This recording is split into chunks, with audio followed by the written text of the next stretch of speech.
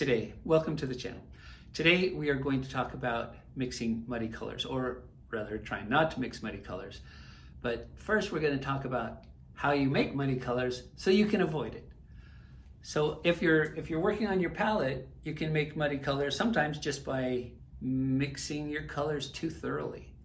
And sometimes like if you don't mix them completely, sometimes that gives you a really nice stimulation in your colors as you're applying to the canvas or the panel, whatever you're working on. Other times, if you mix the wrong colors together, it can create what seems to be a muddy color. Other times it may be just that you put the wrong color in the wrong place in relationship to what's around it, and so then it seems like, oh, that must be a muddy color. But if it had been placed on another painting in another situation, it may have been just the right color and not looked muddy at all. Aside from that, you can make muddy colors right on the canvas. So, for example, if you're painting along and you are making some nice, deliberate, intentional strokes, and then you're not sure what you're going to do next, so you just keep making marks. You keep messing in the paint and moving it around and blending it a little more than it should have been blended. And pretty soon, whether you call that a muddy color or not, it's yucky, and you've ruined the integrity and the sharpness and the lovability of that part of your painting if you haven't done it to the whole thing. So that's a bad habit, noodling your paint after you've already put it on your canvas. So instead, you could take your brush and just set it down and then look at your canvas and your painting and that part you were just working on and decide whether it needs another little stroke or not, or whatever it might be, or if you need to move on to a different part of the canvas, then do that. But get over this noodling your paint once it's already on the canvas. All right, so those are muddy painting problems, where you can get muddy paint, and then you can just avoid it by being aware of it. Sometimes that's all it takes. I'm making you aware of it, and then you can avoid it as you go forward. So also, a way to avoid it is to do things that will not make muddy colors once you've stopped noodling. And one of those ways I discovered when I did these three paintings in the very first painting class I ever took at university. Painting one, we did a little bit of study, learned about paint, learned about mediums, that kind of thing. And then we did a grayscale painting, and then we did these three paintings. So they're really early in my painting experience, painting these three paintings. And what they are is we've got one painting that all that we were allowed to use was yellow, purple, and white. And in this one, see, primary colors, well, they're primary colors, but they're complementary colors. Purple and yellow are complementary colors. The blue and orange are complementary colors. The red and orange are complementary colors. So if you're just putting variations of red and green together, and you can tint them with white to lighten them up as you need it, because you've got light areas, then you're not going to make a muddy color. Those two colors like each other so much that when they even blend together, they still look good. Same with yellow and purple, or blue and orange. So I'm going to zoom in on these, bring the camera closer, and I'll continue to talk to you about it, but we're going to talk about aspects of this as well as what you get when you mix for a painting like this. So each one of these paintings, we were only allowed 20 minutes to paint it. From laying out with a little bit of vine charcoal, putting your marks on to determine where different aspects of the little still life are going to be, to mixing and applying the paint. I mean, certainly we were brand new. We were no good at painting, but this was an exercise that helped us to see what yellow does to purple, or what purple does to yellow, and what yellow does for purple, and what purple does for yellow, in shifting from a really dark, where you put just mostly purple, but a little bit of yellow, in, and I'm challenging you to try this. do this in your own studio. Do one of each of these paintings. These are 9 by 12 little panels. They're not anything fancy, just to get the job done. And get your paint on your palette, and then you've got 20 minutes to move and get the thing done. Because what you're trying to do is not create some lovely painting of blue and orange, but what you're trying to do is find out what they do for each other, how they affect one another. And then we're going to talk more about why that matters to you. Okay, so that's the case. Just get panels, just cheap panels, get your canvas out, get your palette out, get ready to just do one of these. So do another one another day. I don't care how much you space them out, but make sure you do one of each of these. All right, I'm going to bring it closer and talk more about this. Okay, here we are, closer up, having a look at these 3 paintings. So you can see here on this green and red one that I've got some that's pretty close to just red and some value shifts that are a little bit darker. And then you can see here it's mostly green, and here it's kind of turned into a brownish color because of the way I've mixed just these 2 colors together, green and red.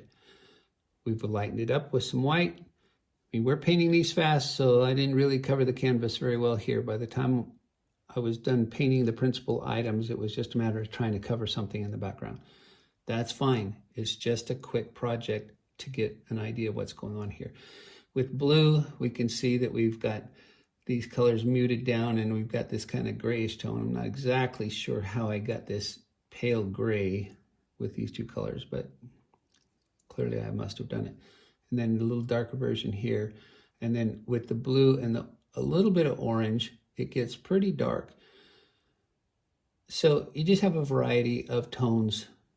It was all quick decisions and got it done. And then here in the yellow and the purple, look what happens when you mix purple and yellow together. You get greens. You'll find that there are times when what you do with blue and orange has a green hue to it as well. So a lot of the colors on your basic palette will end up making you green. So some people don't like to put green on their palettes at all. They'll just mix their own, which is fine. It's not what I do, but it's fine. So I'm going to take these 2 down and show you what I've done as far as mixing the colors. So here's just the palette that I've been stirring them up on and making a mess on this palette so that I could show to you a little nicer representation of what colors can be mixed here. So just as an example, with green and red, here in every one of these situations, I've put cadmium red. Here I put sap green, viridian green, phthalo green, and permanent green.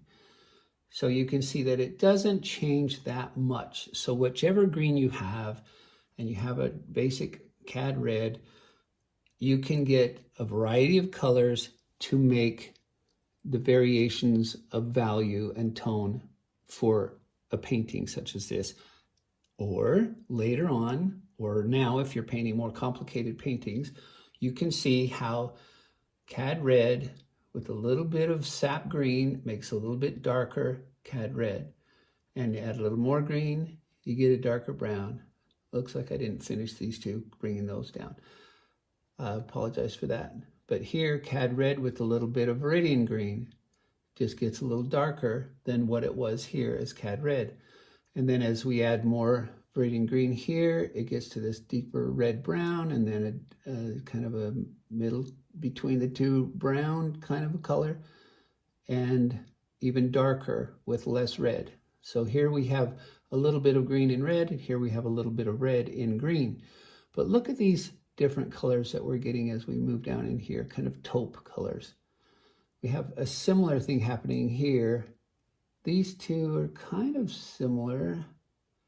This one, anyway, they're similar enough that no matter what green and red you have, you can do this exercise and find out what complementary colors do for each other. And one thing that you'll find is you are not going to be able to make a muddy color because they complement each other. Now here's a smaller sample with cobalt blue and orange. Look at that, sort of a green tone, or cobalt blue and some raw sienna, and it makes a similar color. Now you could have mixed a little more orange in here or a little more raw sienna, and it would have tended toward here, just like this tended toward the red, this tended toward the green. You can do the exact same thing with blues and purples and the yellows as I've done here with the red and the green. So here's cad yellow mixed with this purple, and Hansa yellow mixed with this purple, and the variations, it could make a big difference depending on what it is you're trying to accomplish on your painting. But the point is that you're not going to get muddy colors. So what you're going to learn by doing this exercise with these three paintings is that you'll see that what complementary colors do for each other, what they do to each other, and the experience and continued experience in your future of making various values with color. So here we are, just two colors, but we're getting different values. See, even this is getting darker than that. Well, these are pretty dark, but these are lighter because this is lighter than that is. And then as we come down, we can see these value shifts just by adding white. So you're going to get value experience as well. And then you'll see that you can't mix muddy colors. Okay, now later when you've gone beyond this exercise and you're painting other paintings and you come to a situation where you're trying to mix specific colors for a specific purpose on a specific spot on a specific canvas, then keep in mind that as you look at the color you're trying for, do a sort of an analysis of it in your mind of what colors are involved in there.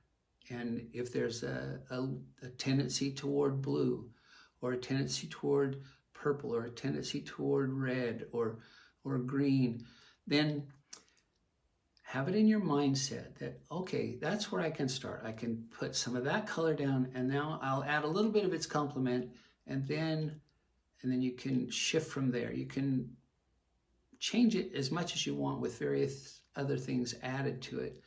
But it's a good starting spot, and it's a lot more likely in the end that you're going to end up with a color that is not muddy, and your paintings will be more fresh and vibrant, more alive, more enjoyable, more colorful, not necessarily intense color, because a lot of things that we paint from the natural world just aren't that great of colors. You don't think, wow, that's a beautiful yellow. No, it's sometimes yellow hardly makes it onto my palette, let alone into a particular scene.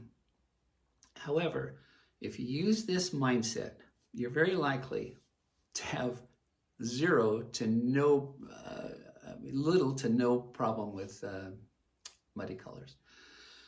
So do this process, paint these paintings, and check out this mixing method with the different combinations of complementary colors, and see for yourself what the paint will do for each other, and consequently what they will do for you as an artist. This works. This has worked for me for a long time. I do not mix muddy colors in my paintings, and neither will you. All the best to you. Subscribe, like, share, do all that good stuff. I'd appreciate it. Have a good day.